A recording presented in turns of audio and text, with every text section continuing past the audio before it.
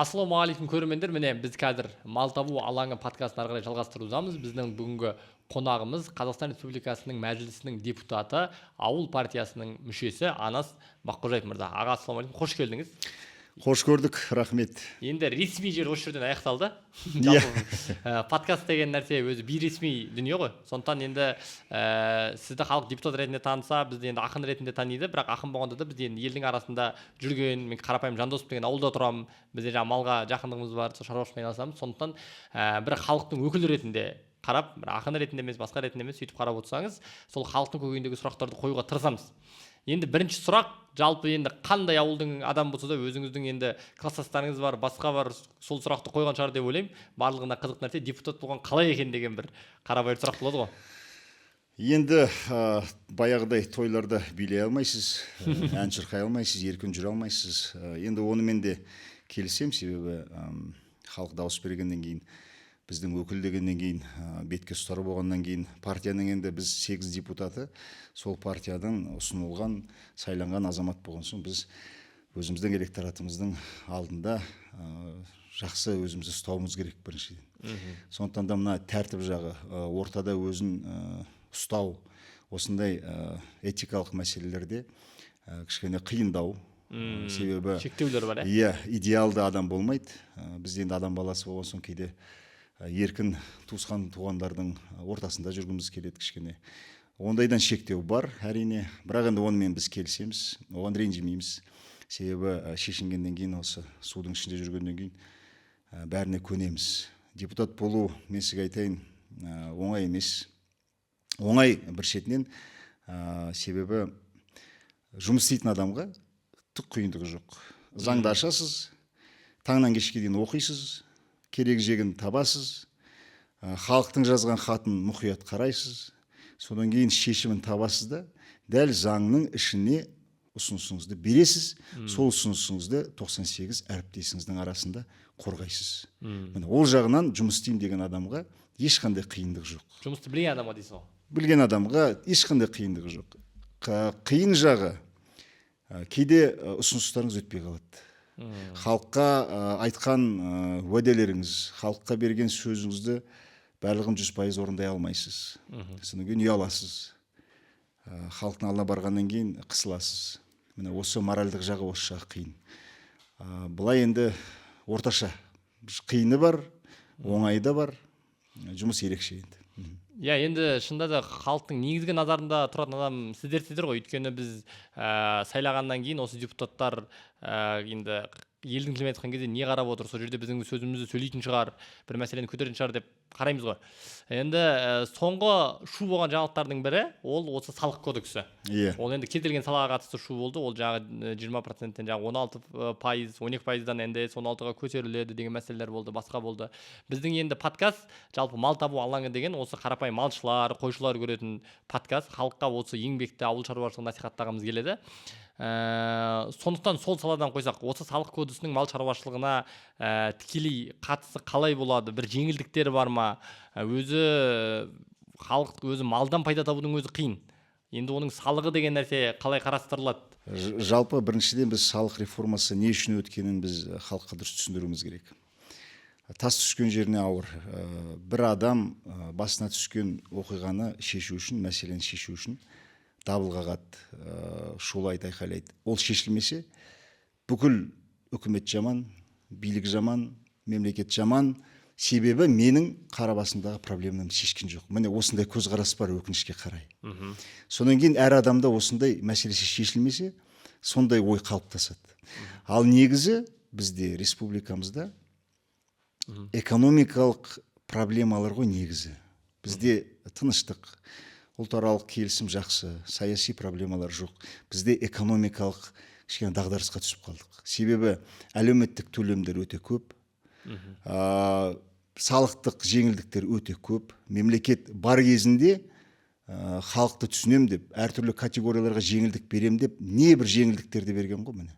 Солардың арқасында түскен салықтың кіріс жағы, шығыс жағын қамтамасыз етеді. Төлеуге жетпей жатыр ақша. Жетпей жатыр. Оны жаңағы кез келген адам келіп, экономикалық жағын қарап, бүкіл таблицалар, есеп қисапты ашып қараса, көзі жетеді. ақылды адам кішкене сараласа оған сенеді. Ал енді біз тек мұнайға қарап, мұнайдың бағасы түсіп кетсе, біз не істейміз? Ұлттық қорымыздан сонда ақшаны күреп ала береміз бе? Президентіміз айтты, ұлттық қор балаларға. Біз әлемде Каддафи болды, анау болды, мынау болды, өзінің еліне түскен байлығынан әр халықтың, әр адам еншісін алады екен. Оқуға түссе ақша береді екен, отбасын құрса ақша береді екен. Бұл не деген ғажайып мемлекет деп аузымыздан сілекей ағып біз таңғалып отыратынбыз. Президентіміз айтты, енді ұлттық қор балаларға $100 есеп шотына түсті балаларға. Жаман ба? Жақсы, есік ашылды деген сөз. Бұл ұлттық қорымызды біз үнемдеп, оның капиталын ұлғайтсақ, ертең балаға түсетін, әр балаға түсетін 18 жасқа дейін $100 ертең $1000 болады. Одан кейін $10,000 болады. Міне президентіміз соған бізге есік ашып берді. Енді ұлттық қорды біз сол бағытқа жұмсаймыз деп отырған кезде бюджеттің жыртығын жамауға біз ала берсек, ұлттық қорымызда не қалады? Жаңағы балаларға төленетін еншісіне не болады мысалға? Сондықтан да біз бюджеттегі триллиондаған дефицитті жабуымыз керек. Сондықтан да осындай салық реформасы өтіп, НДС-тің жаңағы 12-ден 16-ға көтерілу себебі осы.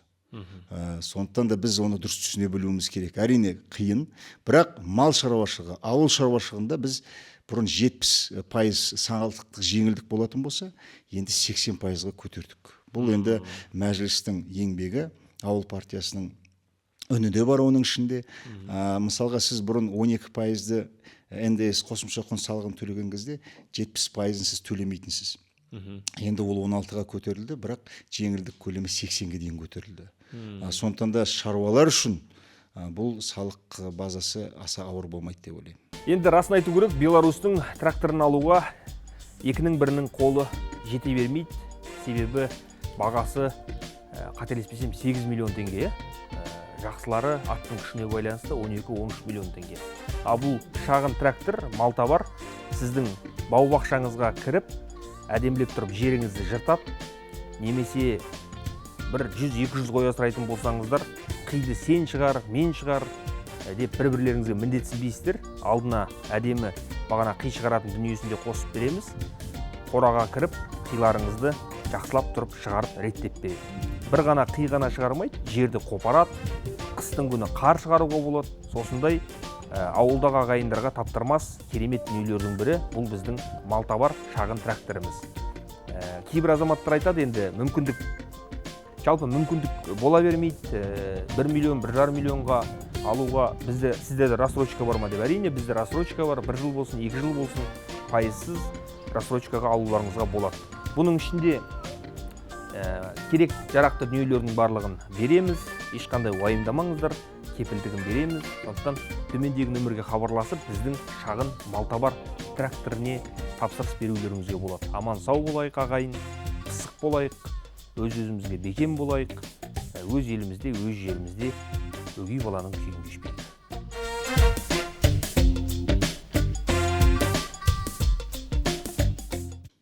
Енді осы жерде заңды сұрақ туындайды. Жақсы, салықтан жеңілдетіледі, босатылады, бірақ осы көп жағдайда бізде бір халық пен мал шаруашылығымен айналысып жатқан адамдардың ортасында бір мәселе бар. Біз енді қазақтың негізгі кәсібі, бір болашағы мал шаруашылығымен байланысты дейміз ғой. Бірақ бізде осы еттің бағасы қымбаттаса біз шу көтереміз енді халық ретінде. Нанның бағасы көтерілсе шу көтереміз. Нан мен ет қымбаттамау керек деп. Енді басқа дүниенің барлығы қымбаттаса да ол екеуі қымбаттамау керек дейміз. Бірақ енді мен өзім ауылда тұрғаннан кейін, жаңа шаруалармен араласқан кезде басқа жағын байқайтыным, олар енді бізге мал өндіруден пайда таппай жатырмыз. Осы малды өндіру үшін оны біз қымбатқа сатуымыз керек деген сияқты мәселе бар. Дұрыс мәселе. Енді қараңыз, былай ғой, мысалға баяғыда кеңес өкіметінде бүкіл қой шаруашылығының шығынын бір жүннің пайдасы жабатын. Яғни жүнді сіз қырқасыз, бүкіл совхоз, колхоз болып жүнді өткізесіз, сол түскен пайда бүкіл сол қой шаруашылығыңыздың жыл бойы шығынын толық жабатын. Демек терісі, еті таза пайда болып түседі. Қазір ол жоқ. Теріні сіз сата алмайсыз, жүнді сата алмайсыз. Жүнді сатқанда жүнге қырқу үшін ақшаңызды сіз көбірек төлейсіз одан түсетін пайдасынан қарағанда. Қалатыны тек қана ет.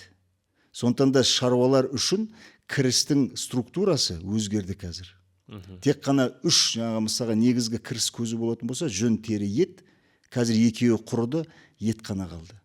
Демек, осы ет арқылы, ет арқылы ол байығысы келеді.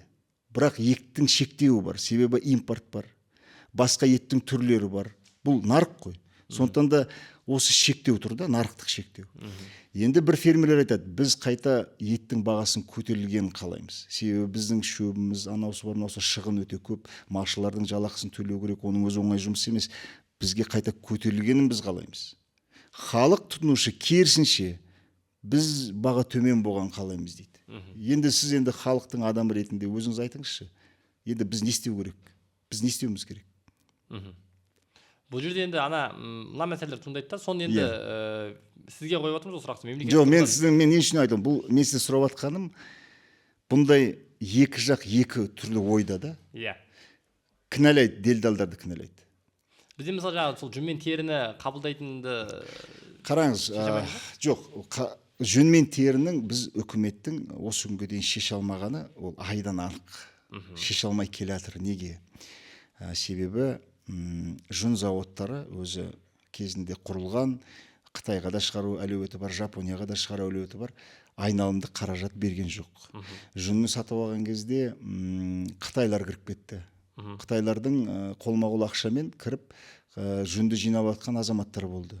Заводтар бізде қосымша құн салығын төлеу керек болды. Мысалға ол қарапайым жеке тұлғадан жүнді сатып алады, жүннің үстіне 12% қосымша құн салығы төлеу керек ол.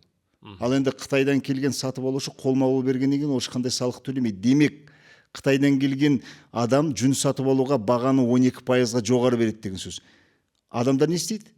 Қолма-қол ақшаға жүндерін бере салады. Сөйтіп біздің жүн заводтары шикізатсыз қалды. Көрдіңіз бе? Ал енді оған дәл осы жақта субсидия беру керек еді. Субсидия берілмей қалған кезеңдер бар. Міне осылай алсақ, біз жүнді де терінде біріншіден өңдейтін заводтарымызды біз бұзып алдық. Олардың айналым қаражатына арзан ақша берген жоқ ешкім. Халыққа төленетін субсидиясы бірде бар, бірде жоқ. Міне осындай жағдайға қазір келдік. Сондықтан да жүн мен теріні мен дәл қазір жақын маңда шешіліп кетеді дегенге сенімім жоқ. Сондықтан да мына мал табудың азаматтары мал шаруашылығымен айналысады ғой. Сондықтан да дәл қазір жақын арада жүн мен тері міне қазір шешіледі деген менде өз басымда сенім жоқ. Оны ашық айту керек. Ертең күніміз жарқын болады деп өтірік әуеден айта беруге болмайды. Дәл қазір адамдар еттің арқасында әйтеуір өзінің күнін көру керек. Етті экспортқа шығаруға тырысу керек. Енді осы жерде тағы да сұрақ туындайды. Жаңағы экспортқа шығару деген нәрседен биылғы жылдың әңгімесі шаруалардың қырғыз бен өзбекке малдың бәрі кетті деген мәселе болып жатыр. Бұл қуанатын нәрсе ма, экспортқа шығып жатыр деп, әлде уайымдайтын нәрсе ме? Өйткені біз халық ретінде қарасақ, ол еттің қымбаттауына алып келетін сияқты қауіп бар. Қуанатын нәрсе, одан қорқатын түгі де жоқ. Неге шаруа күннің ыстығына, суығына шыдаған шаруа неге өзінің өнімін арзан сату керек? Өзіңіз ойлаңызшы, не үшін? Сонда бір жерде біреу қымбат ет сатып алды екен деп, шаруа, ауылда жүрген шаруа, өзінің 3-4 болса да адамға жұмыс беріп отырған шаруа, ауылда тірі жан жоқ қазір. Сол ауылда отырып, соны ауылдағы адамдарға қарайласып отырған шаруалардың бағасы не үшін төмен болу керек? Біз әрқайсымыз, мына көрерменнің әрқайсысы өзіне сұрақ қою керек. Егер ол шаруаның орнына мен болсам ше, мен не істер едім? Сондықтан да біз шаруаның жағдайын ойлауымыз керек. Шаруаның малы қымбат бағаға, қайда кетсе де қымбат бағаға шетелге кету керек. Нарықтық заманда шектеу деген жол дұрыс емес ешқашан. Біз қайта тұтынушыларды кооперативтік дүкендер құрып, өзіндік құнымен келіп, ешқандай коммерциялық қосымша құнсыз кооперативтің мүшелеріне, тұтынушылардың өздеріне иелік ететін, өздерінің ортасында өзіне қызмет ететін дүкендер желісін неге біз құрмаймыз? Мен сізге бір мысал келтірейін. Қазір әрқайсысы бір кофемен жүреді. Қалада байқайсыз ба? Бір кофе, капучино дейді ғой, бір капучиноның бағасы 1200 теңге. Өзіндік құны қандай? Өзіндік құны 300-400 теңгеден аспайды. Ал енді қараңызшы, не бір үлкен мекемелер бар. Сол мекемелердің ішінде кофеханасын өздері құра ала ма? Құра алады. Өздері бірігіп кофехананы құрса, ананы 1200 теңге емес, 400-500 теңгеге сатып алар еді. Үнемдер еді. Себебі кофехана ортақ. О жерде бір қожайын жоқ, ол пайда алам деген коммерциялық мақсаты жоқ. Ал енді тұтынушылар азық-түлік, ет сатып алатын, сүт алатын, нан алатын, бүкіл азық-түлікті алатын тұтынушылардың өзінің кооперативтік желісін құратын болса, үнемдеу бола ма? Міндетті түрде үнемдеу болады. Сондықтан сауда министріне мен айттым, Арман Абайұлы, тарихта Қазақстанда баяғы Казпотребсоюз осы желіні алып тұтынушылардың, қала тұтынушылардың өздеріне қызмет ететін, ешқандай коммерциялық қосымша надбавка жасамайтын дүкендер желісін сіз құрсаңыз, тарихта алғашқы министр болып қаласыз. Соған қадам жасау керек. Халық қашан өзі ақша жинайды екен, халық қашан тұтынушы кооперативтер құрады екен деп күтудің қажеті жоқ. Бұл жерде батыл шешім қабылдап, ақшаны беріп, жауапкершілікті алып, бірінші дүкен құрып, міне халық, ана жерде кооперативтік дүкен тұр. Етті 3,5 жарымнан сатып алсаңыз, мына жерде өзіндік құнына ары кеткенде 5% қосылған 3000 теңгенің еті тұр. Халық келіп үйренген кезде Астана, Алматы қаласының тең жартысы кооперативтік дүкеннің тұтынушы болып, өзі қожалық еткен кезде, сол кезде баға арзан болады. Сонда шаруаны қинамай, жақсы бағамен шаруа сатуға мүмкіндік беру керек. Ал қаладағы баға қымбат деп жүрген халыққа арзандату мақсатында осындай кооперативтік дүкендер желісін құру керек. Міне шешім осындай, көрдіңіз бе? Өте жақсы. Ол менің жеке пікірім енді. Қазір қой қырқатын сезон, мынау қырықтықтан қолдарыңыз мозоль болса, ағырларыңыз шықса, бізде керемет дүние бар, соны көрсетейін сіздерге. Бұл, құрметті достар, біздің отандық дүние емес, бұл Түркиядан келеді, яғни кез келген қойды фамилиясын ұмыттырып тұрып қырқуға болады, жанын шығарып тұрып. Бір қойға мынамен қырқатын болсаңыздар 3 минут немесе 5 минут алады. Нағыз керемет нәрсе, бағасы қол жетімді. Қырықтықтың бұл кішкентайы бар бізде, міне Ураган есімі. Міне жерде майы бар, міне жерде қырықтықты тазалайтын щеткасы бар арнайы.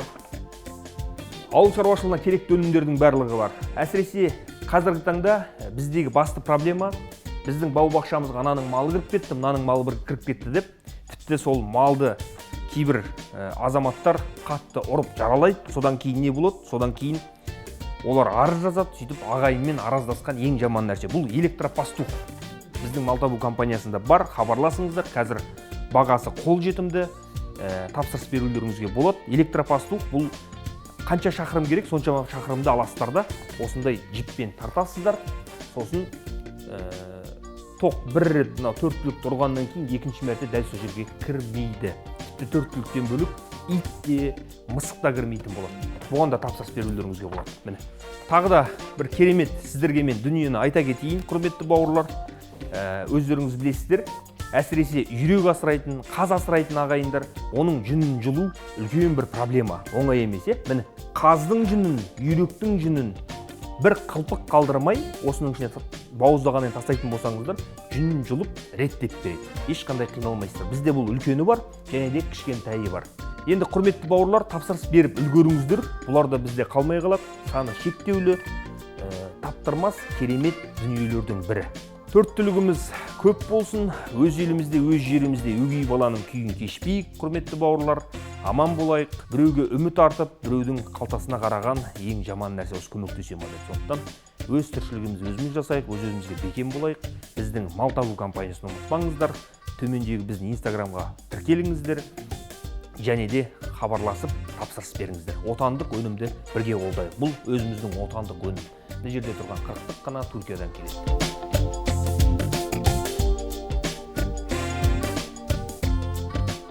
Жақсы шешім айттыңыз. Енді осыдан бір жақсы сұрақ туындап тұр. Ақыры жаңа сауда министріне өзімнің ойымды айттым деп жатсыз.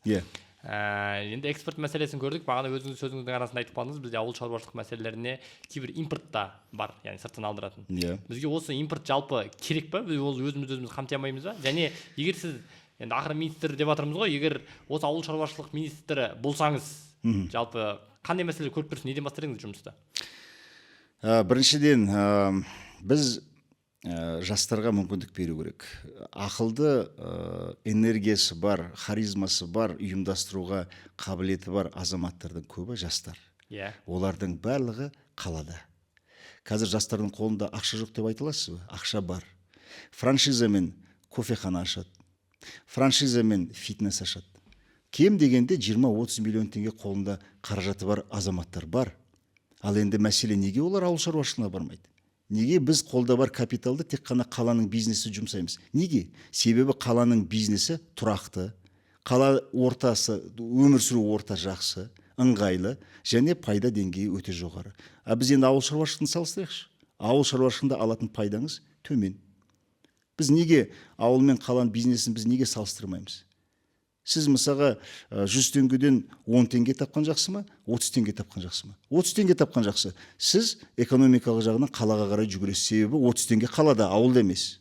Сондықтан да біз ауылдағы жағдайды 10 теңге емес, 30 теңгеге дейін біз көтеріп мүмкіндік жасау керек. Ол бір. Ол деген таза субсидияның мәселесі. Егер біреу жаңадан жастар ауылда кәсіп ашып, енді ғана аяққа тұратын кезде аяқтан шалынып, бірінші жыл өнім шықпай қалып, салған 20 миллион теңгесінен түк пайда таппаса, не істейді ол? Сағысынады. Соны кейін, ой, мына ауыл шаруашылығын қойшы дейді да, тастайды да кетеді. Міне дәл осы сәтте мемлекет жығылған жігітті бүйтіп қолтығынан демеп, құлама, өкінбе. Мына миллиондаған ақшаңды қорықпа, тағы да сал, себебі бұл ауыл шаруашылығы. Міне осындай сенің энергияңды біз қолдаймыз. Келесі жылы аласың. Міне саған демейтін біз сізге мемлекеттік қолдауыңды жасаймыз. Ана миллиардтап мыңдаған гектарды алып алған шаруаларға бере берген орнына тәбеттеріңді тиіңдер.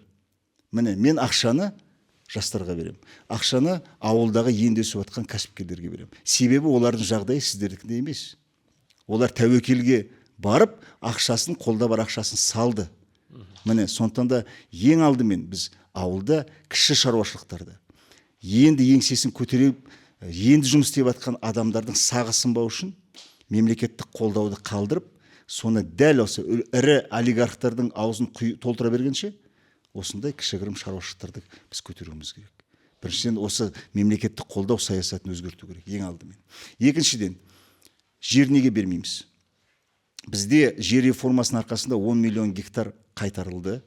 Біз былтыр жайылым туралы заң қабылдаған кезде жаңа нормаларды қабылдадық. Енді мемлекеттік инспекция дұрыстап жұмыс істесе, тағы да 10 миллион гектар мемлекеттің қарауына қайтады. Енді 20 миллион гектарды біз несіне егеміз? Неге біз оны қайтадан конкурсқа саламыз? Бізде қалада жүрген адамдардың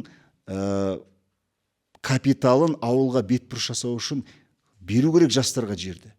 Сіз 25 пен 35-тің аралығындағы жас азаматсыз ба? Ауыл шаруашылығынан 100 гектарыңызды алыңыз. Міне мемлекет сізге мүмкіндік беріп отыр. Бағдарлама сияқты бағдарламалар жасау керек қой. Әрине, сонда егер адамның, жастардың ойында, маған мемлекет жер берген екен, 100 гектар анау жерде менің жерім бар екен десе, оның екеуі қозғалады. 8-і мүмкін жаңағы қозғалмайтын да шығар, бірақ екеуі қозғалады. Тірлік істей бастайды, көрдіңіз бе? Сондықтан да мен ойлаймын, осындай жер беру кішкене көзқарас өзгерту керек. Жастарға мүмкіндік беру керек. Өте дұрыс айттыңыз. Енді мынау енді жер дегеннен шығады. Енді мен өзім ауылда тұрамын. Келесі бір мәселені көтергім келеді. Мысалы, қазір Сібір жарасы деген нәрсе бар. Ауру, сибирский язва деген ауру бар. Енді ол мәселе қозу деген, ол аурудың қозып кетуі, пайда болуы деген нәрсе өте андасында болатын жағдай ғой. Енді ол бөлек мәселе. Бірақ сол енді Сібір жарасын бұрынғы уақыттарда басқа кезеңдерде сол аурулар пайда болғаннан кейін халықтың арасында, үкіметте ойбай онымен күресу керек деп барлығы қозғалады. Сөйтеді да бұрынғы қазылған жерлерді реттеп, енді сол жағын оның айналасындағы адамдарға жер беруге болмайды, немесе құжатын жасатуға болмайды деген мәселелер туындайды. Енді біз ол заңды қарасақ, Сібір жарасынан радиусы 1 километр екен. Мына біз Алматыда Қарой деген ауылда болып жатыр ондай мәселе. Алматыда Қарасай бір ауданның өзінде 10 шақты Сібір жарасының ошағы бар екен. 1 километр радиус деген ол үлкен радиус негізі. Өйткені ол радиус есептеген кезде ол жерге пәленбай үй келеді. Сонда қарапайым шаруалар өзінің жаңағы құжатын, үйдің құжатын басқасын реттей алмай жүреді. Соны енді Сібір жарасының егер түбін зерттесең, ол бір ауа арқылы тарайтын нәрсе емес. Оны көміп қойғаннан кейін 10 метр жерден адамдар жақындамаса, ешкім оны қазып алмаса, ол жата беретін нәрсе.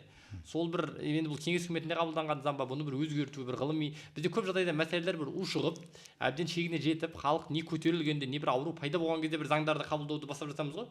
Оған дейін бір алдын алып, бір ғылыми зерттеу жасау деген нәрсе болмай ма бізде былай? Болады әрине, бізде ветеринария саласында ғалымдар бар, ғылым дамыған, жаман емес. Алматыда осы институт. Сібір жарасы өте қауіпті. Сондықтан да 100 метр деген дұрыс емес. Оның егер ғалымдар 1 километр керек дей ма, 1 шақырым керек. Ол бір. Екіншіден, Сібір жарасының жаңағы малдың қайда көмілгенін әлі күнге дейін толық ешкім инвентаризациядан өткізген жоқ. Ол жерде мына жер қауіпті.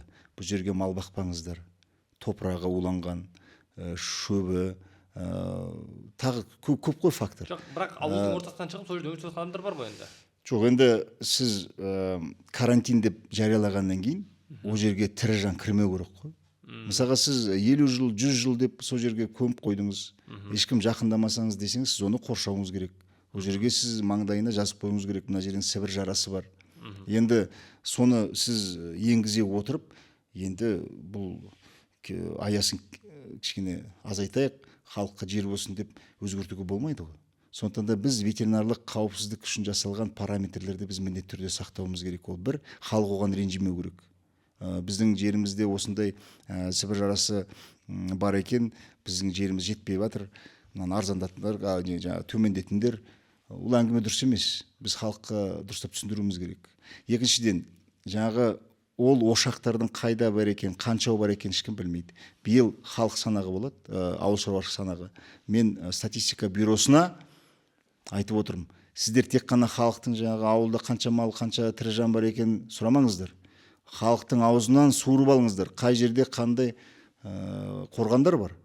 Себебі олардың барлығын инвентаризациядан өткізіп, тексеріп, тиісті маңдайшасына жазуын жазып, қоршап қою керек. Сондықтан да мынандай Сібір жарасы, аусыл сияқты өте қауіпті ауруларда біз мұқият болуымыз керек. Және көрермендерге айтам, ешқашан ренжуге болмайды. Бұл қауіпсіздік.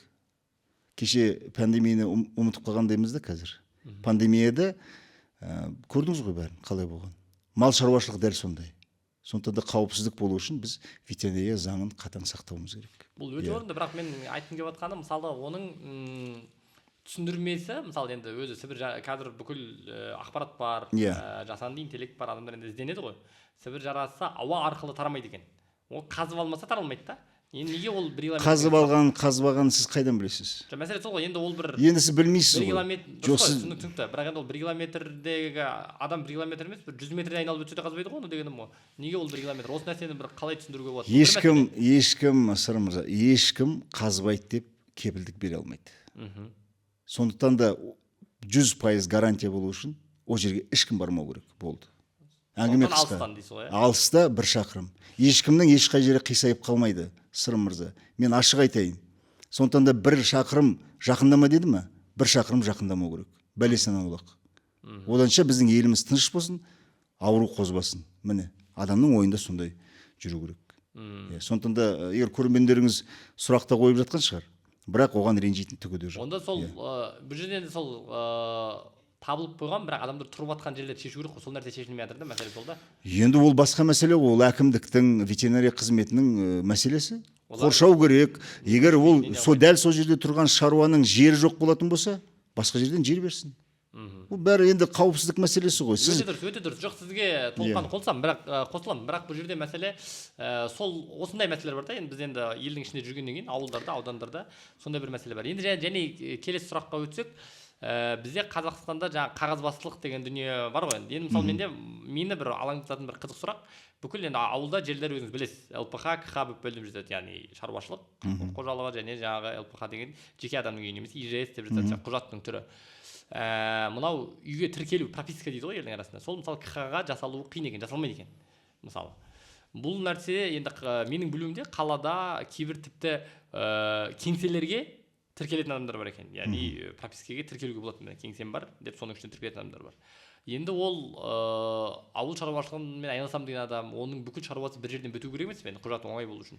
Бұл нәрселер бір жұмысты қиындатып тұрған жоқ па? Бір қағазбастылық болып, ертең субсидия алатын кезде де осының бір жолын біз қарап ешқандай қиыншылық жоқ, Сырым мырза. Білмеймін, егер қай жерде фактілер бар, менің мал табу порталында телефоным жайып қойыңыздар, жазып қойыңыздар, жариялап қойыңыздар. Фактілер болса маған хабарласын. Бірақ мен білуімше ешқандай қазір проблема жоқ. Электрондық түрде, электрондық үкіметпен кез келген операцияңызды орындайсыз. ешқандай проблема жоқ.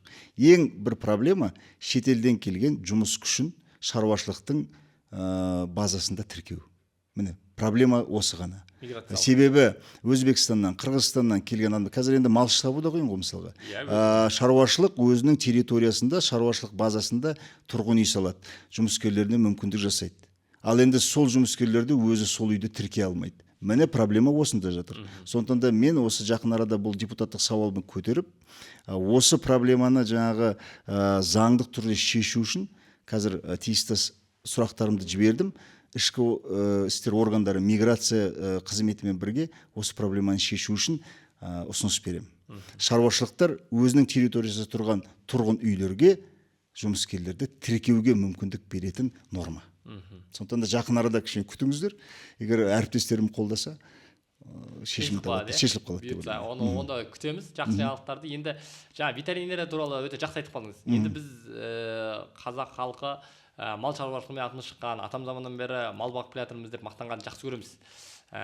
Ол бүкіл дүниеміз біздің енді артықшылығымыз, аграрлық мемлекетпіз, мал шаруашылығы деп атамыз ғой. Бірақ осы мал шаруашылығында қалай айтсақ болады, осы емдік дүниелер бізде бір дамымаған сияқты көрінеді. Біз енді жаңа жылқының жаңағы тұмсығына қамшы салып бірден емдеп жатады ғой. Шетелдің енді нелеріне қарап жатсаң, бәйге шабатын аттарының өзін жаңағы аяғы кеткен кетпеген рентгенмен көру деген сияқты, немесе бір арнайы бір аппараттар қолданып жатады. Сол нәрсе біздің қазақстанда неге дамымайды ол?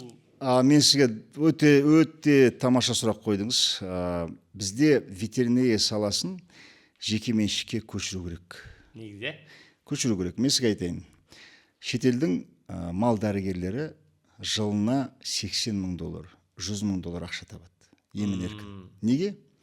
Мысығын да емдейді, сиырын да емдейді. Мал төлеп жатса, барады да қызмет көрсетеді.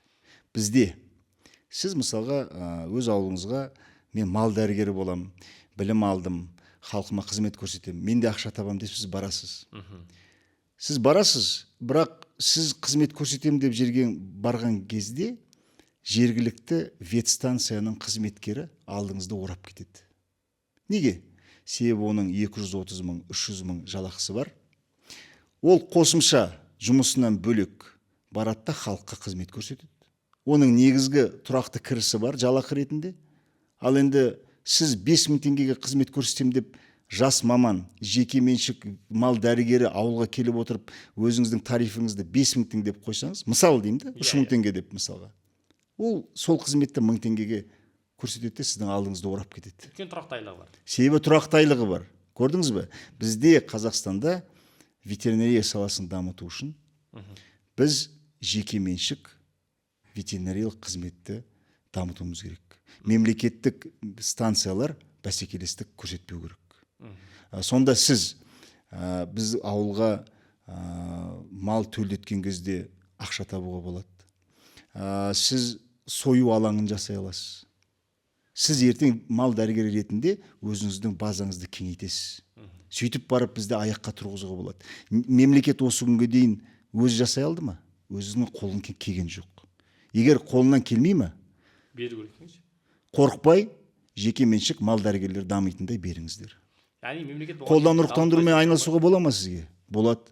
Бір қолдан ұрықтандыру кем дегенде 5,000, 7,000 теңге. Сіз сол мал дәрігері ретінде ауылдағы халыққа қызмет көрсетіп, жаңағы малын емдеп беріп, соның барлығына ақша тауып жүргенде қолдан ұрықтандыру жасай аласыз ба? Жасай аласыз. Түкке қиындығы жоқ. Ал бірақ сіздің кірісіңіз тұрақты болу үшін сіздің алдыңызды басқалар орап кетпеу керек. Көрдіңіз бе? Міне осындай мәселелер өте көп. Сондықтан да мен жеке пікірім бұл, менің жеке пікірім. Мал шаруашылығы, жаңағы ветеринария саласында біз жеке меншік нарықты біз дамытуымыз керек. Сонда бір-бірімен бәсеке болған кезде дамиды дейсіз ғой. Бәсеке емес, мемлекеттік ветеринариялық қызмет жеке меншік қызметтің алдын орамай, оған бәсекелі болмау керек. Оған бәсеке болмау керек. Бөгет болмау керек. Білгенге маржан, құрметті ауылдағы ағайын және де осы Алматының іргесінде тұратын бауырлар, барлықтарыңызды тауық асырауды білесіздер ғой. Менің қолымдағы инкубатор, яғни бұның ішіне 25 жұмыртқа сияды, бөдененің 40 жұмыртқасы сияды.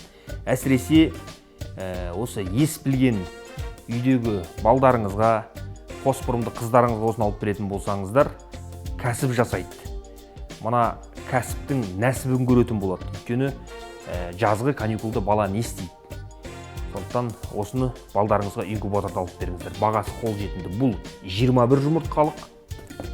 Міне жерде бұл инкубаторда 70-80 жұмыртқа кетеді. Міне. Ең үлкені, ең ғажабы енді осы. Бұның ішіне 250 жұмыртқа кетеді. Тек қана тауықтың жұмыртқасы ғана емес, сонымен қатар қырғауыл асырасаңыз, қырғауылдың жұмыртқасы, кекілік асырасаңыз, кекіліктің жұмыртқасы, тіпті ұлардың жұмыртқасын сасаңыз қандай керемет. Ұлар өсірсеңіз де күшті ғой. Ұлытауға бардың ба, ұлар етін жедің ба дейді. Міне жерде бұл қателеспесем 180 жұмыртқа сияды бұның ішіне. Сосын керемет тағы да айта кетейін, ауылдағы ағайынға таптырмас дүниелердің бірі, әсіресе менің асыл жеңешелеріме сепаратор. Кезінде қолмен білесіздер өздеріңіз, ауылда тұрсаңыздар жақсы білу керексіздер. Қолмен тартатын ек, сен тарт, мен тарт деп, міне тоққа сұғып қоясыздар, рахат. Мына жаққа аппараттың үсті, мына жақта қаймағыңыз қалады, аппараттың үстінен құрт жасауыңызға болады. Сепаратордың кішкентай үлкені. Бұл маслобойка. Енді түсініп отырсыздар, май шайқайды. Майдың қазір бір келісі қателеспесем 4000 теңге, тіпті 10.000 теңгеге дейін. Сондықтан май шайқап ағайындарға сатсаңыздар да болады, өздеріңіз жесеңіздер де болады. Сондықтан үйдің берекесі, дастарханның берекесі ол қаймақ пен майда, құртта. Сондықтан қолда барда алтынның қадірі жоқ. Төмендегі нөмірге хабарласып тапсырыс беріңіздер.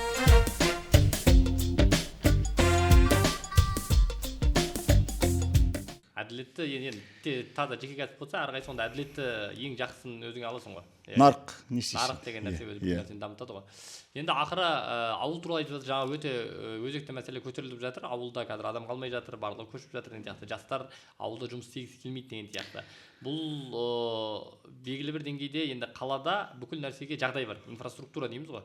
Ол жағынан мысалы бізде ауылда жаңағы өзіңіз айтып қалдыңыз, жер жетпейді деген мәселе бар. Немесе үлкен жер бар адамдар бар, олар оны игеріп жатыр ма, игермей жатыр ма, ол үлкен мәселе. Сосын судың кейбір мәселелері қарапайым, ол анау интернетті басқаны айтпағанның өзінде. Өзі карантиннің кезінде өзіңіз де көрдіңіз, ойбай бәріміз онлайн сабақ өтеміз деген кезде цифрлы Қазақстан, шифрлы Қазақстан болып, елдің барлығы шифрлы кетіп кеткен кездер болды. Енді бұл мәселелерде бір ауылдың жағдайына байланысты біз мемлекет не қарастырып жатыр? Ауылдың жағдайы былай, 6300 ауылымыздың түбінде 3,5 мың ауыл қалатын сияқты ғой. Себебі 1,5 тірек ауылын құрамыз деді, сосын қосымша серік ауылдар 2000-нан аса. Сонда бар жоғы 3,5 мың ауыл назарында, қалған ауыл назардан тыс. Бұл не деген сөз? Бұл ертең бүкіл 6000 ауылды сақтап қалу мүмкін емес деген сөз. Енді біз бірінші проблеманы қарайық. Ауылда не үшін көшеді? Ауылдың тұрмысы нашар. Сіз қалаға не үшін келесіз? Жылы су, туалетіңіз ішінде, әдемі жерде жүргіңіз келеді. Ол адамның өзінің қажеттілігі. Білімнің сапасы, нелер көп. Жоқ, білімден айтпай қойық. Тұрмыстық жағдай. Сіз ауылда туалетіңіздің өзін ішке кіргізуге мүмкіндік бар ма? Мүмкіндік жоқ. Канализация жүрмеген ауылдар бар кәдімгідей. Жоқ, канализация айтпай қойын. Әжетхана. Сіз әжетханаңызға, далаға қазіргі балалар даладағы әжетханаға барғысы келмейді. Себебі үйдің ішіндегі комфорт дейді ғой, сол комфортты қалайды. Ол дұрыс нәрсе. Бірақ енді ауылдағы халықтың ақшасы бар ма қолында? Жоқ. Яғни ауылдағы үйлерді модернизация жасап, оны дұрыстап жөндеу жұмысын жасауға мүмкіндік беру керек оларға. Неге біз қалаларда ғана жасаймыз? Қазір кез келген үйге барсаңыз, лифтіңіз ескі ма? Сізге мемлекет арзан ақша береді, сізге дайын 10 миллион теңгенің лифтін сізге қойып береді, ал сіз сол тұрғын үй кешенінің тұрғындары ай сайын 3000 теңгеден коммуналдық қызметіңізбен бірге соны төлейсіз дейді. Мүмкіндік па? Мүмкіндік. Ешкім ақша жинаған жоқ, лифтіңіз ескі, мемлекет келді де арзан ақшаға лифтіңізді жаңартып берді де, сіздің коммуналдық қызметіңізге 3000 теңгені қосып берді. Жайлап қоса қойды. Жайлап қоса қойды. Ауылдың тұрғыны ше. Ауылдың тұрғынының шатырын жөндеуге, үйін жөндеуге, суын тартуға ақша бар ма? Бәрінде бар деп айта алмаймын. Оны кім жасайды? Ешкім жасамайды. Ол бір тұрмыстық жағдай. Екінші, жұмыс бар ма? Жұмыс жоқ. Өсімдік шаруашылығымен айналысады, көктемгі дала жұмысында қатысады, тапса жақсы жұмыс, күзде күні шауып береді, Қалған 8 ай не істейді? Сондықтан да ауылдарды кешенді дамыту керек. Кешенді дегеніміз ауылда тек қана өсімдік шаруашылығы емес, ауылда мал шаруашылығы да болу керек. Жазда жұмыс істеген адам, маусымдық жұмыс атқарған адам, қыстың күні басқа жұмысты атқару керек. Одан бөлек қайта өңдеу болу керек. Демек, ауылды дамыту үшін бір ғана өсімдік шаруашылығымен сіз шыға алмайсыз. Біз биыл осы мәселені көтеріп жатырмыз. Ұсыныс кеп түсіп жатыр. Өсімдік шаруашылығымен ғана, егінмен ғана айналысатын ауылдарда міндеттеу керек. Олар мал шаруашылығын дамыту керек. Міне осындай да ұсыныстар кеп түсіп жатыр. Көрдіңіз бе? Сондықтан да бірінші ауылдың дамып айтқаны тұрмыстық жағдай, жеке қара басындағы адамның тұрмыстық жағдайы түзелмеген адам ауылда тұрғысы келмейді. Екінші, жұмыс жоқ. Үшінші, кәсібін дөңгелетейін десе, мүмкіндік аз. Бастапқы капитал, тауарлық кредитмен басынан айғайлап келе жатырмын. Тауарлық кредит дегеніміз не? Халыққа біз неге сенбейміз? Біздің мал шаруашылығы ата кәсібіміз болса, неге қолына бермейміз? Неге міндетті түрде кепілдігін қайда? Мен 1000 теңге берсем, 2000 теңгенің залогын бер. Қашанғы бұл саясат жалғасады? Біз сонда өзіміздің халқымызға сенбейміз бе сонда? Көрдіңіз бе? Міне, осының өзі қате көзқарас. Сонда біз ауыл шаруашылығын дамытамыз десек, халыққа сену керек. Несие қылып бере ма? Тауарлық несие қылып бере ма? Амалын шешіп, жұмыс істеймін деген адамға қолына қару беру керек. Міне, кетпен, міне күрек, жұмысыңды істе. Міне, осындай көзқарас өзгерген кезде ғана біз өзгерте аламыз. Және төртінші проблема медицина. Егер білім ошағы болмаса, медициналық сіз қолжетімді болмаса, адам не істейді? Қаланы жағалайды, болды. Сондықтан да мен ойлаймын, жақын арада тірек ауылдары дамыса, ары қарай қалған ауылдарда не істейміз деген күн тәртібіне шығару керек бұл мәселені. Бұл нені бір жағы мәдениетпен де байланысты шығар деп ойлаймын енді. Оны да дамыту жағын ойластырса, өйткені кейде жастарды қызықтыратын нәрсе, енді күнделікті қызық өмір деген нәрсе бар ғой, жаңағы кино саласы, басқа деген нәрсе. Біздерде бір ауылдарды біріктіріп, оларға бір мәдениет ошағын дамыту деген нәрсе де бір жолға қойылмайтын сияқты. Енді мәдени жағы да дұрыс айтасыз, бірақ негізгі халықтың ауыл тастап қалаға көшуінің себебінің ішінде мәдениетті ең соңында тұр. Ең бірінші бұл тұрмыстық жағдай. Мен жақсы өмір сүргім келеді, сіз де жақсы өмір сүргіңіз келеді, халық та жақсы өмір сүргісі келеді. Сондықтан да бәрі қалаға қарай ағылады. Екінші, жұмыс жоқ, тұрақты кіріс. Үшінші, жаңа айтқандай, дамуға мүмкіндік жоқ. Мен сізге айтайын, қаланың бизнесіне қаншама гранттар береді. Сіз IT мамандығын игерсеңіз, сіз бір қосымша жасаңыз, 80 миллион теңге, 20 миллион теңге бере салады.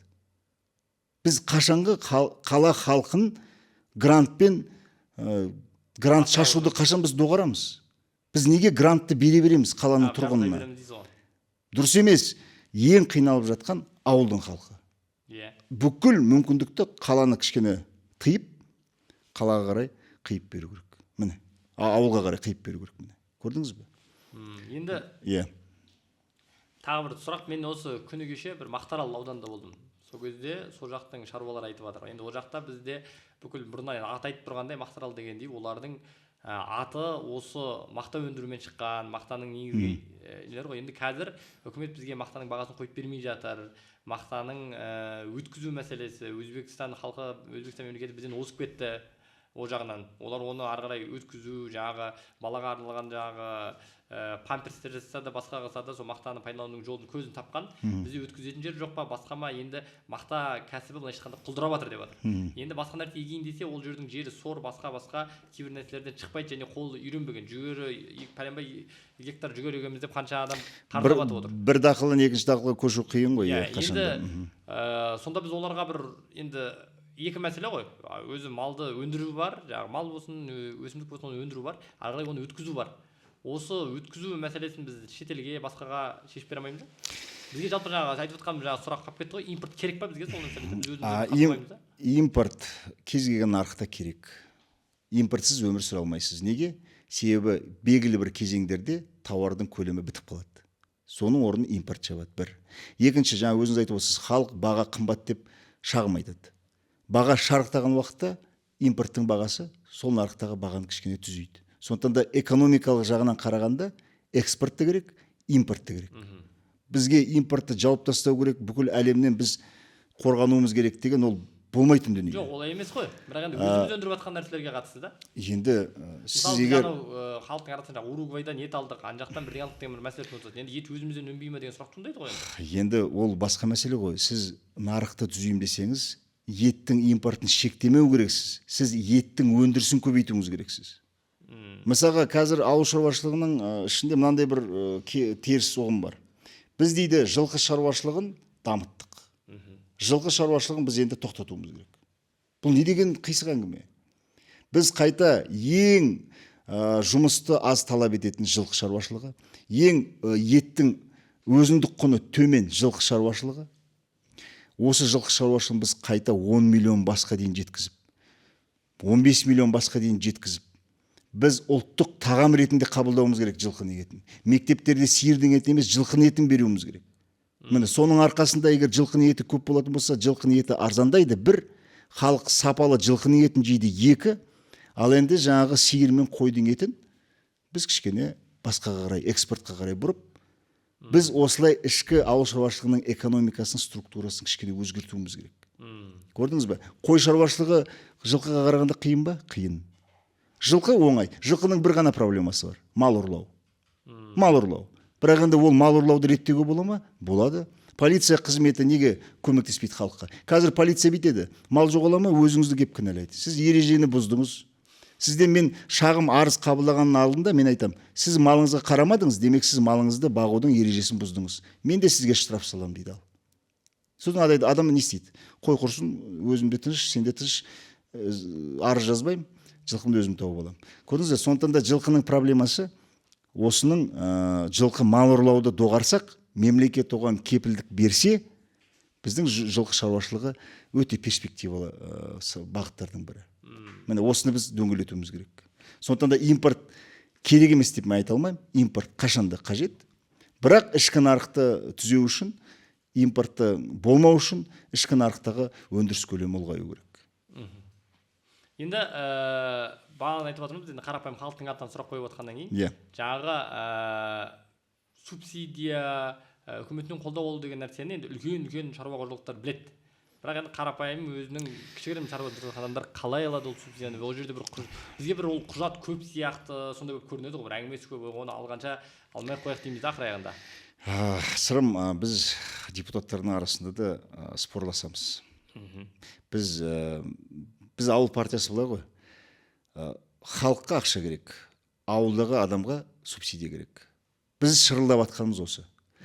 Кейбір әріптестеріміз айтады, ол дұрыс пікір емес. Біз қашанғы халықты осы мемлекеттік субсидияға үйретіп алдық әбден. Қашанғы біз соны сүйрелеуіміз керек. Егер ол жұмыс істеймін десе, технологияны алсын, заманауи технология алып келсін. 10 теңге өндіретін жерде 30 теңге өндірсін. Біз қашанғы миллиардтап субсидия беруіміз керек дейді маған, ал қызықтың көкесі осы жерде. Мен келсем, мемлекеттік бюджетті оңды солды шаша берудің қажеті жоқ. Бірақ біз шындыққа қарайықшы. Біз қазір мына миграцияны тоқтатпасақ, ауылдағы кәсіпкерлердің бәрі тоз-тоз шығады да ертең, тастайды да кетеді. Мүйізі қарағайдай ірі-ірі аяққа тұрып алған шаруашылықта ешқашан өлмейді. Өсімдік шаруашылығы да бар, мал шаруашылығы да бар, спорт кешенін салады, қызмет көрсетеді, автопаркі бар. Ешқашан әр тараптанған салалық бизнесі бар, аяққа тұрған шаруалар ешқашан өлмейді. Олардан субсидияны ертең алып тастаса мен келсем. Ал енді қиын жағдайда жүріп жүрген, өзі еңсесін көтере алмай, семьясын бағам деген халықтың, шаруаның сіз қалай көмектеспейсіз? Сіз қалай көмектеспейсіз? Мен сізге үйдегі жағдайды айтайын. Сіз мысалға үйде асханада анаңыз қалады, болмаса жұбайыңыз қалады. Айтасыз, қонақ шақыр, дастархан толы болсын дейді. Сізге ол ақша бер дейді ғой. Мен тамақ жасауым керек, ет асуым керек, кәмпит алуым керек. Сіз сонда 100 000 теңге бермей 10 000 теңге беріп отырасыз ба? Өзіңіз ойлаңызшы, үйдегімен салыстырайық. Сіз қонағыңыз риза болу үшін, дастархан толы болу үшін, анаңызға да, жұбайыңызға да керек ақшасын тастайсыз. Міне, керегін ал, қонағым мәз болсын. Салада дәл солай. Егер бір азық түлік көп болу керек десек, халыққа көлем көп болу керек десек, ақшаны аямай, ауыл шаруашылығына салу керек. Себебі бұл біздің дастарханымыз. Осы көзқарасты кішкене өзгерту керек. Болашақта мүмкін бір 10-20 жылдан кейін технология дамып, халықтың санасы кішкене өзгеріп, жастар келіп, қазіргі шаруалардың орнын басып, бір жағдай өзгермесе, әзірше ауыл шаруашылығын субсидиясыз қалдыруға болмайды. Енді оны қалай алады адамдар? Ең қарапайым. Қалай алады? Енді оның критериясы бар, өзінің ережесі бар. Жыл сайын қаңтар ақпан айында ереже шығады. Ереженің ішінде жазылып тұрады. Сіздің малыңыз тіркеуде болу керек, сіздің жеріңіз болу керек, малдың саны мынандай болу керек. Сол субсидияға сіз критерийлерге сай келсеңіз, өзіңіздің әкімдік арқылы тапсырасыз. Тапсырысыңызда ақпараттық жүйе сіздің бүкіл құжатыңызды саралайды. Егер критерийге сай болатын болсаңыз, субсидияңызды аласыз. Енді ақыры Бірақ енді мен сізге айтайын, Сырым мырза, бәріне жетпейді. Жоқ, ол жақсы. Бәріне жетпейді ғой ақша, иә. Сіз енді қазір мал табу алаңы деген подкастқа келіп отырсыз ғой енді. Мал табу KZ деген бұл қолданбада адамдар енді өзінің малын сатады, басқа қылады, қазір әртүрлі басқа да функциялар қосылып жатыр. Енді біз қазір электронды үкіметтің Каспийге дейін кіргенін көрдік. Қазір құжатыңды алу үшін де басқасында тікелей жасай бересің. Өте жеңіл, машинеңді сол жерде ауыстыра бересің деген сияқты. Сол сияқты субсидия алуды да қарапайым ауылдағы адамдардың былайша айтқанда миын ашытпай, осы бір әлі электронды арқылы бір онлайн істейтін жолын қарастыруға болмай ма? Ол жағын дамытсыздар ма? Дамытып жатыр ғой, енді ауыл шаруашылығы министрлігі де аспан қарап отқан жоқ. Олардың ақпараттық жүйелері бар. Дамытып жатыр. Бұл жерде ең басты айтып отырмын ғой. Біз кішкене ауыл шаруашылығында субсидия береді екен, субсидия деген қайтарымсыз ақша екен. Соны алуға бола ма деп келетіндер де бар. Несін жасырамыз? Тоқтаңыз, ондай шаруалар бізге керек жоқ. Егер субсидия кімге төлену керек? Шын мәнінде жұмыс істеп, дәнін егіп, малын қарап отырған және оны дамытып отырған азаматтарға беру керек. Ал енді мен бұл енді естіп отырмын, субсидия беру керек екен, тегін ақша бар екен ғой. Мен сол үшін субсидия үшін салаға келудің қажеті жоқ. Біз осыны айырып алуымыз керек. Субсидия жұмыс істеп отқан азаматқа берілу керек. Ал енді оның жолы болашақта өзгереді деп ойлаймын. Енді Каспий сияқты мал табудың болашағы зор. Мен ойлаймын. Мал табудың мен сіздердің осындай подкаст ашқандарыңызға қуаныштымын. Неге? Себебі сіздер мал табу жөн білетін порталсыздар. Мен ана әйелдердің құқығын қорғау барысында үйдегі ұрыс керістің көбісі әйел тілінен табады деп ашық айттым. Не істеді? 2 ай бүкіл халыққа сүйкімсіз болдым. Себебі ақпаратты жеткізу дұрыс болмады. Көрдіңіз бе, бұлар ойлап қалды. Мына депутат бүкіл әйелдерге қол көтерген ер азаматтарды қорғап тұр деп келтірді. Көрдіңіз бе? Мен оны айтқан жоқпын. Мен әйел адамға қол көтерген адамды оңбаған деп есептеймін. Қылмыскер деп есептеймін. Мен жалпы айтып отырмын. Кез келген ұрыстың бастамасының ішінде әйелдің артық сөзі болып кетеді кейде себеп. Ер азамат ол шаршап келеді, үйге келеді, демалады, шаршайды, сөйтіп тұрғанда мен шұқылай берген әйелге еркек адам не істейді? Бір сөйлейді, анау қайта сөйлейді, сөйтіп ұрыс керіс басталады. Мен соны айтқым келді, көрдіңіз бе? Ал енді бұқаралық ақпарат құралдар алып та кері қарай бұрып тастады. Неге? Себебі оларға подписчик керек, оларға шу керек, оларға жақсы заголовок керек. Мен мал табудың подкастына қуанып отырғаным, бұл портал жөнін біледі. Ақты ақ дейді, қараны қара дейді. Сондықтан да осы портал ертең алдағы уақытта жөнімен сөйлейтін, жоралғысын бәрін көрсететін, халықты дұрыс жетелейтін. Мынаған сенбеңіздер, міне айғақ осында, шындық осында деп бұрып тұратын подкастқа айналады деген сенімім бар мен. Жалпы. Сіздерге рахмет шақырыңыз. Өте жақсы айтып жатсыз. Қазақтың әр азаматы бай қуатты болу керек. Сондықтан біз өндіріспен айналысу ол қазіргі таңда парызымыз. Қисық шегені түзетіп үйренейік. Егер сіздер ангар соғамын десеңіздер, оның қабырғасымен, яғни шатырына керекті заттардың бірі ол сэндвич панель. Мына біздің сэндвич панельдерге тапсырыс беретін болсаңыздар, өкінбейсіздер. Бағасы қол жетімді, сапасы сын көтереді. Төмендегі нөмірге хабарласыңыздар, отандық өнімді бірге қолдайық. Біздің фирманың атауы Кермакас. Жақсы күндерден жейік, құрметті замандастарым.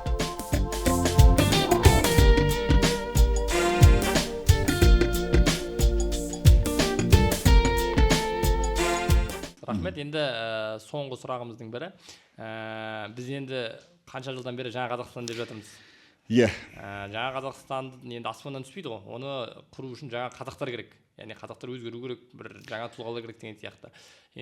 Президентіміз өзінің осы соңғы биылғы жылды сөйтіп жариялап, соңғы сөйлеген сөздерінің барлығында еңбек адамы деген сөзді жиі айтып жатыр.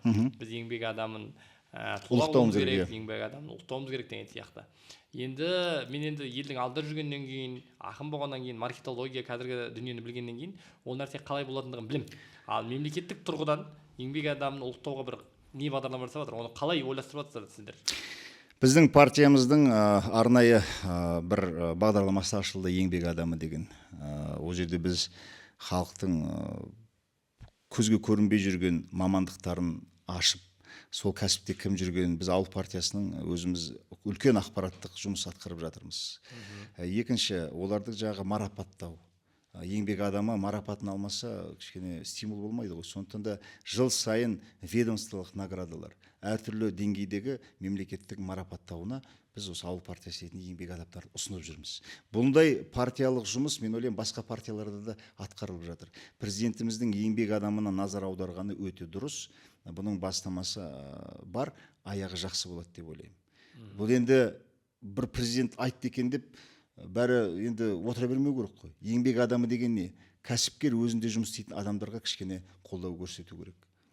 Мен кейде ойлаймын, мына кәсіпкерлер әрине қиын, әр жерде жағдай қиын ғой. Бірақ мүмкіндігі болса, еңбек адамын кішкене бөлектеп, мынау еңбек адамы жалақысын түзейін, отбасына көмектесейін. Кішкене адамдар сананы кішкене жаңару керек те. Мынау күнде тыртыңдап келіп еденін жуып жүрген апайымыз ғой. Осыған бір көңіл бөлейікші, бір мәселесі болса шешіп берейінші. Мен кәсіпкерлерге соған шақырамын. Сонда да бір үкімет оны жөндей алмайды. Оны бүкіл халық болып жөндеуіміз керек. Еңбек адамы, мысалға мен депутат ретінде мысалға жүрмін ба, еңбек адамын көрдім ба? Бір кішкентай мақала жазсам да, мына ағам бар екен. Бүкіл осы ғимараттың ауыр жұмысын атқарып жүрген осы кісі екен. Осы кісіге бір рахметімізді айтайықшы. Көрдіңіз бе, адал азамат деген президентіміз бекер айтқан жоқ. Әр адам осылай адалдығымен еңбек адамына көзқарасын өзгертсе, кәсіпкер оның жағдайын жасап, жалақысын көтеріп, мүмкіндігінше көмектессе, еңбек адамын біз дұрыстап, ұлықтап жүрсек, еңбек адамы шын мәнінде шыңға шығады. Егер біз айтылды, үкімет бірдеңе жасау керек деп қарап отыра берсек, ештеңе өзгермейді. Меніңше осы аграрлық университеттерге, басқа енді олар шаруашылықты үйретіп жатыр ғой, бірақ шаруашылықпен қатар енді заман басқа жаққа кетіп бара жатыр. Өзі әлеуметтік желіде жоқ кәсіп деген сөз бар қазір.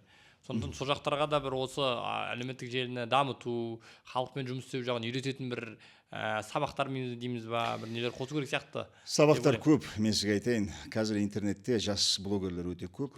Бірақ олардың барлығы ауылды насихаттамайды ғой. Олардың барлығы мал шаруашылығын насихаттай бермейді ғой, мәселе сода ғой. Жоқ, енді насихаттау, мен айтып отырмын ғой, құр насихаттай бергеннен ештеңе өзгермейді. Насихаттың артында мүмкіндік болу керек. Сондықтан да мен бағанадан бері айтып отқаным, арзан несие, тауарлық несие, осындай тетік. Байыту керек қой, мал. Енді құрал болу керек қой. Мен аны подкастты көрдім де, мысалға бір инстаграмды көрдім де, ой, мына біреу азамат мынау жасап жатыр екен деп, енді қайда барамын енді? Ақша жоқ болса мен не істеймін? Ол айтқаны не, айтпағаны не? Сондықтан да айтылған сөздің артында мүмкіндік болу керек. Мен бекер айтып отқан жоқпын. Тауарлық несие дегеніміз қолдан келетін нәрсе. Оны тек мемлекет қана орындамау керек. Ірі шаруашылықтар бар қазір. Малдары 3000-ға жеткен, 6000-ға жеткен азаматтар бар. Ауыл партиясының Ақтөбеде біздің азаматтарымыз қолда бар малын халыққа беріп жүр. Мендегі мұғалжар жылқысы, осы 100 басты ана ауылдың азаматына берейінші деп тауарлық несие беріп жүр біздің партияласымыз мысалға. Қойды да беріп жүр. Біз тауарлық несиенің моделін тек мемлекет қана бермеу керек. Ірі кәсіпкерлер белгілі бір деңгейге жеткен кезде өздері мал бағудан шаршады. Қой, осы 5000 баспен тоқтайын. Енді қалғанын мен халыққа берейін. Аналық басты ұстасын, төлінің 70% соңғы болсын, 30% менкі болсын. Кәсіп бастауына жәрдем болады ғой. Франшиза жасауға бола ма сырым? Болады. Неге біз франшиза кофехана, мен кофехананы ылғи мысал ретінде келтіремін. Қайда бармасаңыз да 13 миллион теңге төлеңіз, франшизаңыз, біз сізге дап-дайын бизнес моделін әкеп береміз. Қалада күшті жерді таңдаймыз, дизайнын жасап береміз, маристаларыңызды оқытып береміз. 13 миллион теңге төлейсіз, кәсіппен ақша табасыз. Франшиза. Халық соған келеді, себебі оңай. Ал енді ауыл шаруашылығында ірі кәсіпкерлер келіп, бауырым, мал баққың келе ме? Міне 100 жылқы. Адал бол. Төле мынанша сенікі. Саған үйретеміз, 1 жыл қасыңда жүрем, ары қарай алып кет. Франшизаны мемлекет қолдау керек. Сондай кәсіпкерлер жастарға мүмкіндік берсе, мемлекет әр уақытта арқасында, мен сенің арқаңда тұрмын. Егер ана жас азамат қателессе, қорқпа, сақтандырамыз. Франшизаң күйіп кетпейді. Мемлекет пен жеке сектор осындай үндестікпен жұмыс істеу керек. Көрдіңіз бе? Сондықтан да насихат ол бір бөлек, артында нақты іс-қимыл болмаса, оның бәрі бекер. Рахмет. Енді біздің подкасттың мақсаты басқалардық сияқты әйтеуір бір елдің көңілін көтеру, әйтеуір бір ащы мәселелерді көтеріп көрілім жинап қалу емес. Мақсатымыз шынында да қарапайым халыққа көзін ашып жәрдемдесу. Сіз енді елдің өкілі ретінде осы мәжілісте халық қалаулысы деп айтамыз ғой біз. Халыққа, яғни қалап сайлаған адам болып, елдің өкілі болып жүрсіз. Сондықтан осы халықтың үнін әлі де көпшілікке, жоғары жаққа жеткізеді деген ойдамыз. Бұйыртса осы бүкіл жұмысыңыз барысыңызда тығыз байланыста болып, жаңа нөміріңізді беріп қоямын деп жатсыз ғой. Сол нөміріңізді шығарып қойсақ та тікелей халықпен сізді байланыстыруға біз себепкер болайық. Осы сіз елдің үмітін ақтайды деген сенімдеміз. Мәселе көп, мәселе осы жұмыс шешілмесе, мен бағана әр сөзімде айтып жүремін, қазақтың бірлік болмай тірлік болмайды деген сөзін ауыстыру керек деп ойлаймын мен. Оны тірлік болмай бірлік болмайды деп ауыстыру керек. Өйткені бір тірліктің басында бірігу керек та бізге. Ол біз өйткені ауызша біргемізде көп жағдайда іске келген кезде әрқайсымыз бір-біріміздің аяғымыздан шалып бөлініп кетіп жатамыз ғой. Ал ел болу үшін бізге осы бір ортақ тірлік, біздің мақсатымыз бәріміздің баюымыз деген нәрсе, енді қысқартып айтқанда. Өйткені адамның ақшасы болған кезде, қазақ байыған кезде, ары қарай мәдениеті де, әдебиеті де басқасы дами береді. Ал қалтасында Маслоу пирамидасы дейсіз ғой. Маслоу пирамидасы ғой, қалтасында көк түйін жоқ, қарны аш адамның ол елді дамытуына, отандық патриотизмге ешқандай несі болмайды. Енді бүгінгі подкастқа келісіп келгеніңізге, сонша Астанадан келгеніңізге көп рахмет. Өте бір маңызды, халыққа пайдалы сұхбат болды деп ойлаймын. Енді менің шығарған қазақша IQ деген кітабым бар еді. Соны сізге өз атымнан сыйласам деп тұрмын. Жақсы. Қазақша IQ деп қойылған себебі адамдарда біз қазір қазақша сөйлеу деген мәселені көтеріп жүрміз ғой. Менің көтеріп жатқан мәселем қазақша ойлау. Адам қазақша ойлануды үйрену керек. Өйткені қазақша сөйлегенмен қазақша ойламайтын адамдар бар. Қазақи құндылық деген нәрсе бар. Біздің қазіргі анау әлемдік батыстық тренингтер, коучтер айтып жатқан нәрсенің барлығы негізі қазақтың бір ауыз қара өлеңінде бар. Қара деген сөз негізі түсті білдірмейді бұл жерде. Негізгі деген мағынаны білдіреді. Сіздің қанша үйіңіз болса да қара шаңырақ негізгі үйіңіз болған сияқты, қара өлең деген негізгі қазақтың философиясы, идеологиясы жазылған өлеңдер. Содан бір 50 өлең тәпсірлеп, Жүрсін Ерман аға атамыздың алғы сөзімен осы кітапты шығарып жатырмыз. Сол сізге бір сыйлап қояйын деп жатырмын. Рахмет. Халықтан көп сын естиміз. Бетімізге түкірмесін істейміз. Біз сол үшін жұмыс істейміз. Әрқайсысы адал азамат болу керек. Адалдық деген неден басталады? Көрші магазиннен басталады. Бардыңыз ба? Сатып алдыңыз ба? Салық төленуін қадағалаңыз. Чегін алыңыз. Кетіп баратқан кезде бір нәрсе жатса түзеп кетіңіз. Президентіміздің айтатынымыз осы. Сондықтан да жаңа сіз бірлік болмайды, тірлік болсын да, бірлік болсын да, халықта ең бастысы адал жүрек болсын. Сол адалдықтан айырылып қалмайық ең бастысы. Түзеледі бе? Тұрмыста түзеледі, жағдайда түзеледі. Жүректе иман, баста ақыл болып, халық бір-бірімен тату-тәтті өмір сүрсек. Өте дұрыс. Қазақи құндылық дегеніңде айтатын сол. Соны айтайын дегенім осы кітапты мен оқимын. Бұйыртса. Және үлкен ортада жүрсіз ғой енді. Біздің енді халықтың айтатын сынының бірі сол депутаттарға қазақша ойлану керек. Біздің депутаттарымыз халық түсіну керек дейді ғой. Сондықтан сол халықтың түсінігін өзімнің ойыммен жеткізіп қояйын деген кітап. Рахмет. 8 шақырылым депутаттарына мен көрсетемін. 8 шақырылым депутаттары бәрі қазақша сөйлейді. Бұйыртса. Бәрі қазақы, тамаша жігіттер. Сондықтан да енді кітапты айтып қояйын. Рахмет. Көп рахмет.